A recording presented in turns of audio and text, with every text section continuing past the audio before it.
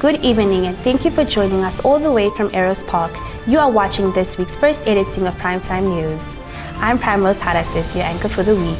In our lead story, the Minister of Health and Social Services, Dr. Kalumbi Shangula, over the weekend revealed that Namibia received a recognition award on its remarkable progress towards reaching the UNAIDS 95-95-95 targets and ending HIV and AIDS by 2030.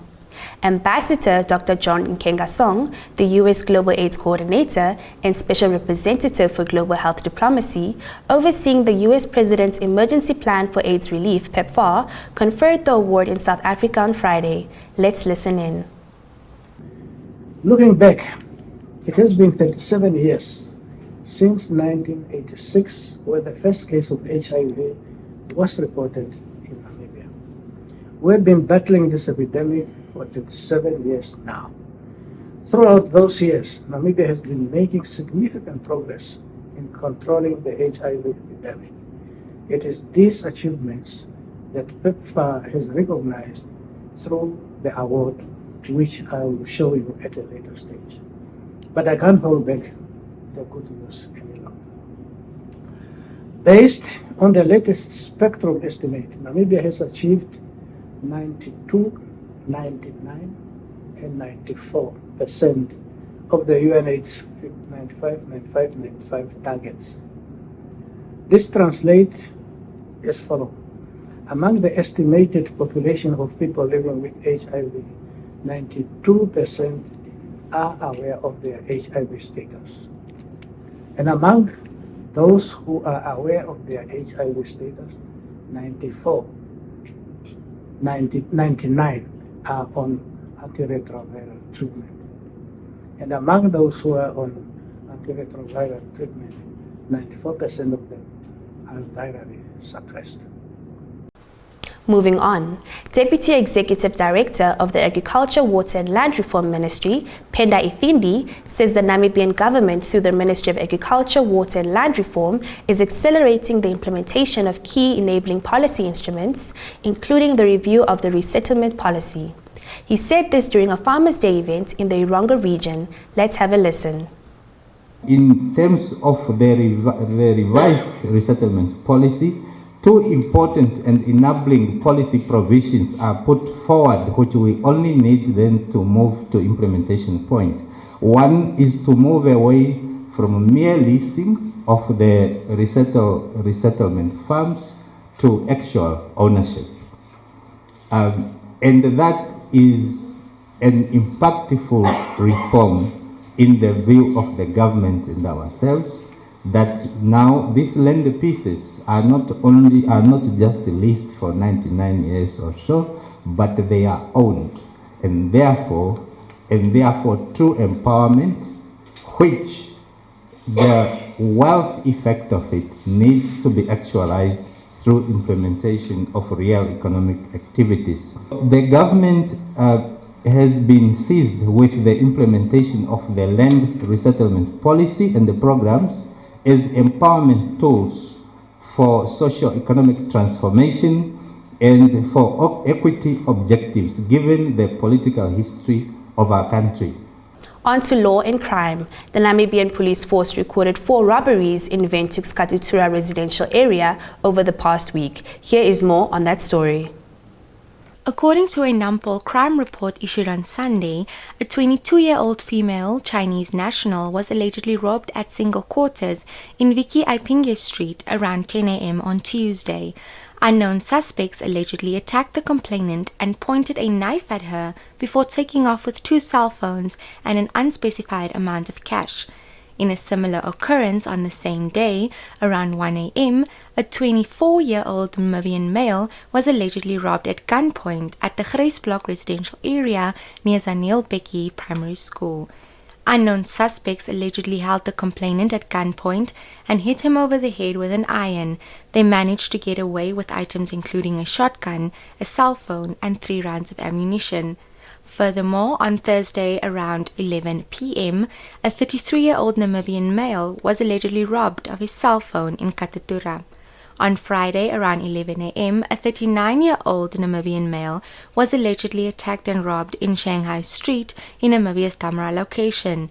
The police report alleges that 2 suspects grabbed the complainant from behind and took his property without his consent. No arrest or recoveries were made in the other cases, and police investigations continue. Reporting for Primetime News, Patricia Katsia. Staying with crime, a 19-year-old man was allegedly stabbed to death with a knife in Walvis Bay's Quisepmont residential area on Sunday. More on this story. According to the Namibian Police Force's weekend crime report issued on Sunday, the deceased, a grade 9 learner from the Quisepmont Secondary School, was allegedly stabbed once under his right arm and died in front of Oshikaba, Kabeljo Street. The learner, identified as Kavehungua Mupeu, was allegedly walking home with 4 friends when they were attacked by a group of unknown suspects in front of Cool Drink Fontaine, 8th Street. Mupeu allegedly died while his friends were looking for a taxi to rush him to the hospital. His remains were transported to the police mortuary for a post-mortem. No arrests were made in connection to the death, and the deceased's next of kin have been informed of his death. When we return, Namibian Baby Expo spotlights childcare and business opportunities for local entrepreneurs.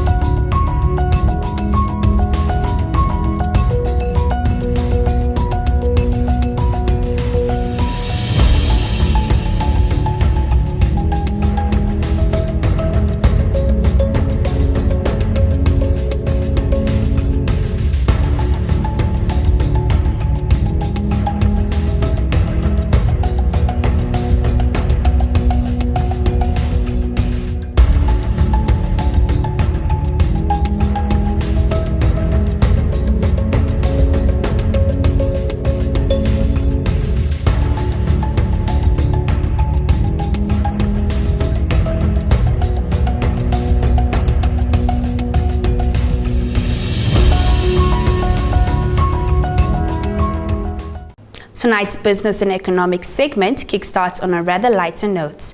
The first Baby Expo was held in the capital on Saturday, showcasing an array of early childhood development material as well as baby clothing and toys. More on this report. Magnolia Lawrence, the organizer of the expo, said the hosting of the expo aims to address challenges faced by parents locating services necessary in nurturing children. She noted most parents often struggle to access certain services easily, and the expo is a consolidated effort to bring services to one central point and to fill the gap. The event attracted nearly 30 exhibitors, including fertility clinics and educational institutions. Lawrence added the expo was intended to debunk stereotypes through access to information. Local entrepreneurs also seized the chance to market, provide services, and sell products. On to global business updates. Leaders from the world's poorest nations poured out their disappointment and bitterness at a UN summit on Sunday over the treatment of their countries by richer counterparts. Many made calls for the developed powers to come good with billions of dollars of promised aid to help them escape poverty and battle climate change. More from this report. Leaders of the world's major economies have been markedly absent from the UN Least Developed Countries meeting in Doha, which lasts 5 days on the turmoil in poor nations. Leaders used the first day of the public debate to renew demands that industrialized governments hand over a promise of $100 billion a year to support their efforts to counter global warming. Presidents and prime ministers from Africa and the Asia-Pacific region made calls for financial action. Bangladesh Prime Minister Sheikh Hasina, whose country of 170 million is scheduled to graduate from the least developed country status, said poorer nations deserve certainty over financing for development and climate. Zambia's President Hakainde Hichilema said providing the finance was a matter of credibility. The least developed countries summit lasts until 9th of March, while hundreds of business executives are attending a parallel private sector forum. With the business segment, we have come to the end of the top news segment for this evening. Stay tuned for the economics roundup, followed by the weather forecast.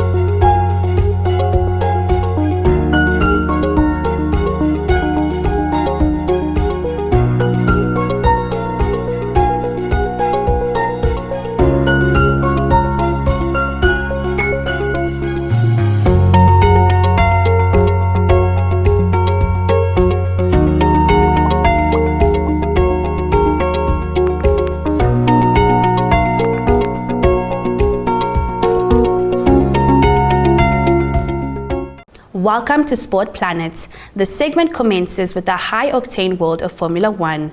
Lewis Hamilton called for Mercedes to implement upgrades as soon as possible after a disappointing opening race at the Bahrain Grand Prix.